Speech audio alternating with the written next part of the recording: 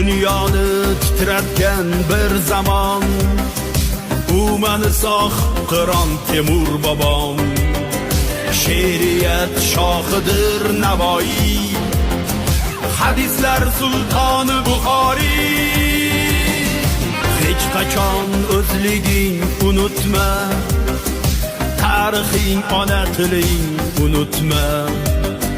Har qanday sharoit bo'lsa ham, do'stim o'zbekliging unutma.